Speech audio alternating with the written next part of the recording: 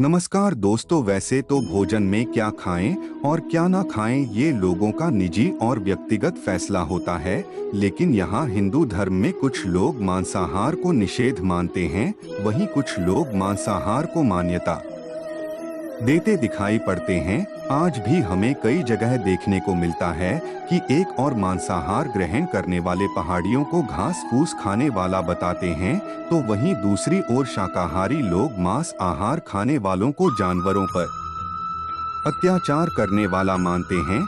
लेकिन मित्रों, किसी भी बात को आंखें बंद कर मान लेना बुद्धिमान लोगों के लक्षण बिल्कुल नहीं है।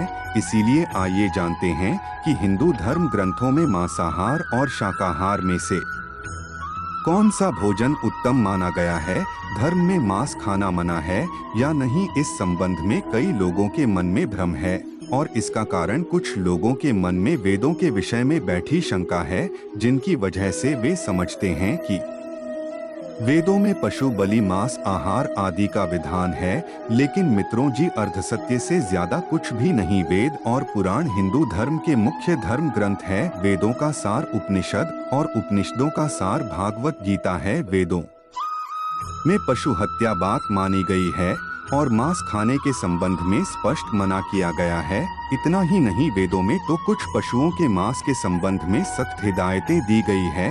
यजुर्वेद में कहा गया है कि मनुष्य को परमात्मा की सभी रचनाओं को अपनी आत्मा के तुल्य मानना चाहिए, अर्थात वह जैसे अपना हित चाहते हैं वैसे ही दूसरों का भी हित करें। वहीं अथर्ववेद में कहा गया है, मनुष्यों तुम चावल दाल गेहूं आदि खाद्य पदार्थ आहार के रूप में ग्रहण करो, यही तुम्हारे लिए सबसे उत्तम और रमणीय भोजन पदार्थ है। तुम कभी भी किसी भी नर या मादा से हिंसा मत करो। वही ऋग्वेद में बताया गया है कि गाय जगत की माता है और उनकी रक्षा में ही समाज की उन्नति है। मनुष्य को उनके समाज तभी चार पैर वाले पशुओं की रक्षा करनी चाहिए। गीता में मांस खाने या नहीं खाने के उल्लेख की बजाय अन्य को 3 श्रेणियों में विभाजित किया गया है, सत्य, रज और तम। गीता के अनुसार अन्य से ही मन और विचार बनते हैं। जो मनुष्य सात्विक भोजन ग्रहण करता है उसकी सोच भी सात्विक रहती है। मांस और मदिरा जैसी चीजें तामसिक भोजन कहलाती है। इस तरह का भोजन करने वाले लोग अक्सर को कम रोगी, दुखी और आलसी होते हैं। गीता के अनुसार सात्विक आहार आलू को बढ़ाने वाला, मन को शुद्ध करने वाला और बल, बुद्धि और स्वास्थ्य को तृप्ति प्रदान करने वाला होता है।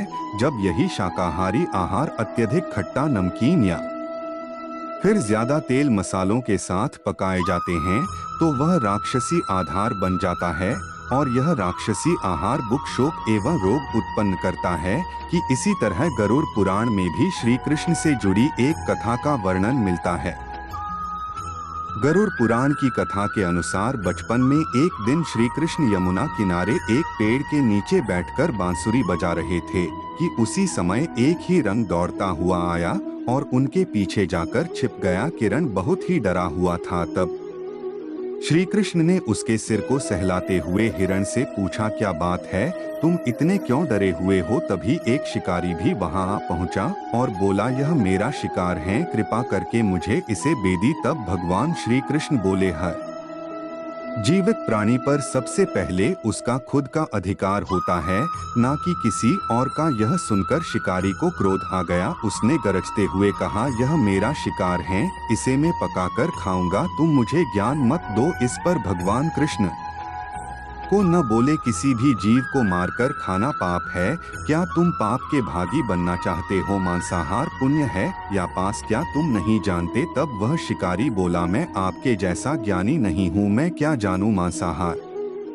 पुण्य है जापान। मैं तो बस इतना जानता हूँ कि अगर मैंने शिकार नहीं किया तो मुझे खाना नहीं मिलेगा। मैं इस हिरण को जीत बंधन से मुक्त कर पुण्य ही तो कमा रहा हूँ, फिर क्यों आप मुझे इस पुण्य को कम आने से मना कर रहे हैं। जहाँ तक मैंने सुना है, जीव हत्या तो शास्त्रों में भी उचित बताई गई, राजा भी तो शिकार किया करते हैं, फिर क्या बार, फिर मुझे निधन के लिए ही है। शिकारी ने फिर श्री कृष्ण से पूछा, अब आप ही बताइए, संहार पुण्य है या पाप। शिकारी के मनुष्य ऐसी बातें सुनकर भगवान श्री कृष्ण समझ गए कि इसकी बुद्धि मांस खाने के कारण तामसिक हो गई है।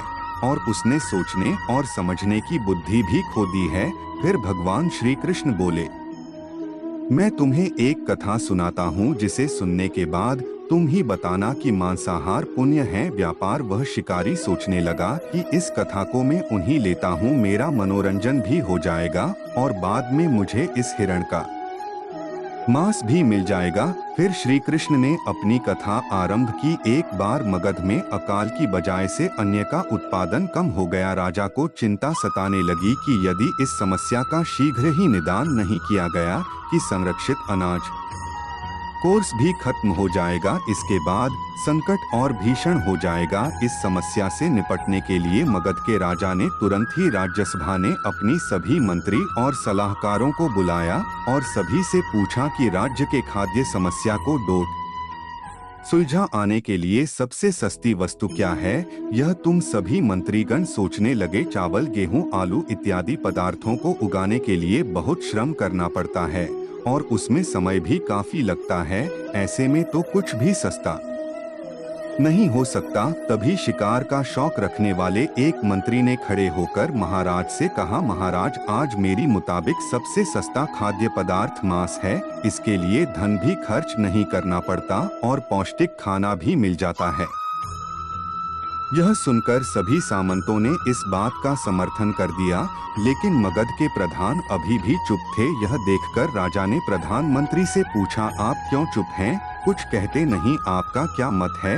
इसके बाद प्रधानमंत्री ने कहा, मैं यह नहीं मानता कि मांस सबसे सस्ता पदार्थ है, फिर भी इस विषय पर मैं अपने विचार आपके सामने रखूंगा। प्रधान उसी रात मांस आहार का प्रस्ताव रखने वाले उसी सामंत के घर पहुंचे जिसने यह प्रस्ताव रखा था। सामंत ने इतनी देर रात प्रधानमंत्री को अपने घर आया देखा तो वह घबरा गया। किसी अनिष्ट की आशंका से वह काम गया। प्रधानमंत्री ने कहा, संध्या को महाराज बीमार हो गए, उनकी हालत बहुत ही खराब हो गई है। राजवैद्य ने कहा है कि किसी शक्तिशाली देश का 2 तोला मांस मिल जाए तो राजा के प्राण बचाए जा सकते हैं।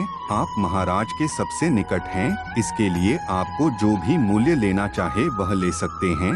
आप कहें तो इस काम के लिए मैं आपको 1 लाख स्वर्ण मुद्राएं भी दे सकता हूँ। इसके अलावा एक बड़ी जागीर भी आपके नाम कर दी जाएगी। आप केवल हाँ कह दी, मैं कतार से आपके हृदय को चीरकर बस 2 तोला मार्च निकाल दूंगा। यह सुनकर उस सामंत के चेहरे का रंग फीका पड़ गया। वे सोचने लगा कि जब जीवन ही नहीं रहेगा तो लाखों स्वर्ण मुद्राओं का मैं क्या करूंगा और बड़ी जागीर भी किस काम आएगी। झटपट अंदर भागा और अपनी तिजोरी से 1 लाख स्वर्ण मुद्राएं लेकर आ गया।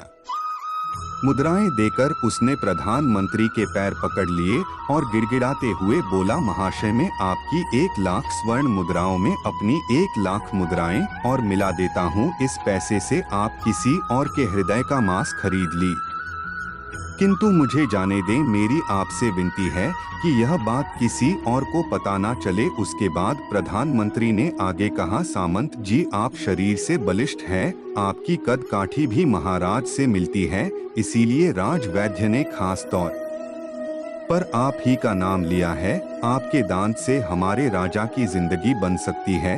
यदि आप मान ले तो मैं आपको प्रधानमंत्री का पद देने के लिए भी तैयार हूँ और खुद आपका कर्मचारी बनकर रहेंगे। का खुद को करता हुआ देख सामंत ने अंग वस्त्र और जूते पहन लिए। फिर उसने प्रधानमंत्री से याचना की कि मैं इसके योग्य नहीं हूँ। जब प्राण ही नहीं रहेंगे तो मैं प्रधानमंत्री पद का या फिर राजा का सिंहासन भी मिल जाए तो मैं उसका क्या करूंगा। आप चाहें तो मेरा सब कुछ ले ली, परंतु मुझे छोड़ दें। इतना कहकर भी अपने घोड़े की ओर भागा और घोड़ी पर छलांग लगाकर बैठ गया। वहां अभी चलने को ही था कि प्रधानमंत्री ने घोड़े की रस्सी पकड़ी और सामंत से बोला, भागने की जरूरत नहीं है, आप आराम से घर पर ही रहो, मैं कहीं और जाकर प्रयास करता हूँ। यह कहकर प्रधानमंत्री वहां से चले गए। उसके बाद मुद्राएं लेकर प्रधानमंत्री बारी बारी से सभी सामंतों के घर पहुँचे और सभी के राजा के हृदय के लिए 2 तोला महास्नान का, परंतु कोई भी राजी न हुआ। तब ने अपने बचाव के लिए प्रधानमंत्री को 1 लाख से 5 लाख स्वर्ण मुद्राएं तकनीक और इस प्रकार प्रधानमंत्री ने एक ही रात में 1 करोड़ स्वर्ण मुद्राएं जमा कर ली और सुबह होने से पहले ही अपने महल में गया। अगली सुबह राज्यसभा में सभी सामंत समय से पहले ही पहुंच गए। सभी यह जानने को बेचैन थे कि राजा का स्वास्थ्य कैसा है, लेकिन कोई भी किसी को रात की बात नहीं बता रहा था। थोड़ी देर बाद राजा सभा में अपने चिर परिचित दास में आए और सिंहासन पर आकर बैठ गए। सभी सामंतों ने देखा कि राजा तो कहीं से भी अस्वस्थ नहीं लग रहे, उन्हें को कुछ हुआ ही नहीं था। प्रधानमंत्री ने उनसे झूठ बोला। हर सामंत के मन में यही विचार चल रहा था। तभी प्रधानमंत्री ने राजा के समक्ष 1 करोड़ स्वर्ण मुद्राएं रख दी। राजा ने पूछा, ये स्वर्ण मुद्राएं किसने लिए हैं और कहां से आई? तब प्रधानमंत्री ने जवाब दिया कि महाराज 2 कोहली मांस के लिए इतनी धनराशि जुटाई है, लेकिन मांस ना मिला। अपनी जान बचाने के लिए सामंतों ने मुद्राएं दी है।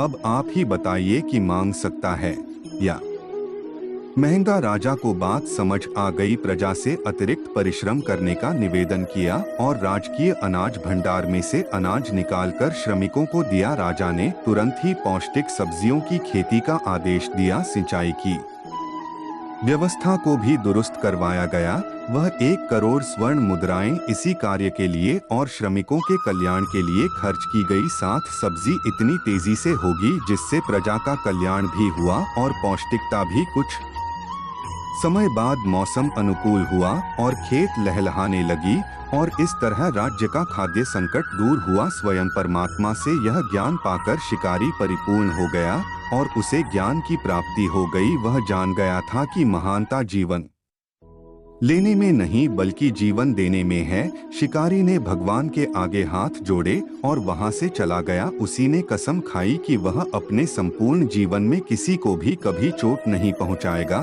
तो मित्रों, जीवन का यही मूल्य भगवान श्री कृष्ण हमें इस कथा के जरिए समझाना चाहते हैं कि हम यह न भूलें, जिस तरह हमें अपनी जान प्यारी है उसी तरह सभी जीवों को भी अपनी जान प्रिय होती है। तो दर्शकों, इस कथा को जानने के बाद अब यह आप पर निर्भर करता है कि आप कौन सा आहार ग्रहण करना चाहते हैं। परंतु विज्ञान भी इस बात को प्रमाणित कर चुका है कि हमारे शरीर के लिए मांस आहार की अपेक्षा शाकाहार ज्यादा फायदेमंद है। वैज्ञानिकों की माने तो जहां एक और शाकाहार हमारे शरीर में रोग प्रतिरोधी क्षमता को बढ़ाने का काम करता है, तो वहीं दूसरी ओर शाकाहार के हमारी आयु भी बढ़ती है।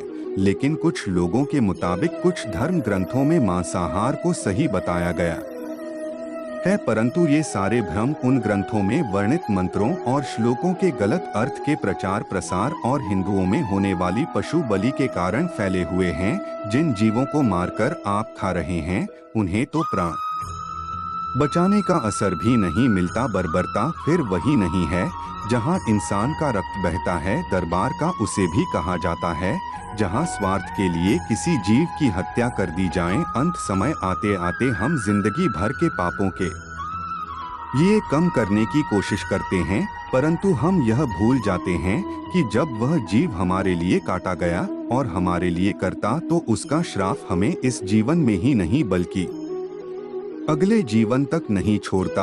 तो दर्शकों, उम्मीद करता हूं कि आपके कई भ्रम इस वीडियो को देखने के बाद टूटे होंगे। अगर आपको आज के हमारे यह वीडियो पसंद आई है तो इसे ज्यादा से ज्यादा लाइक और शेयर करें। साथ ही ऐसी और भी पौराणिक और आध्यात्मिक वीडियो देखते रहने के लिए हमारा YouTube चैनल भक्ति ग्रंथ गंगा को अभी के अभी सब्सक्राइब कर ले। फिलहाल हमें इजाजत दे।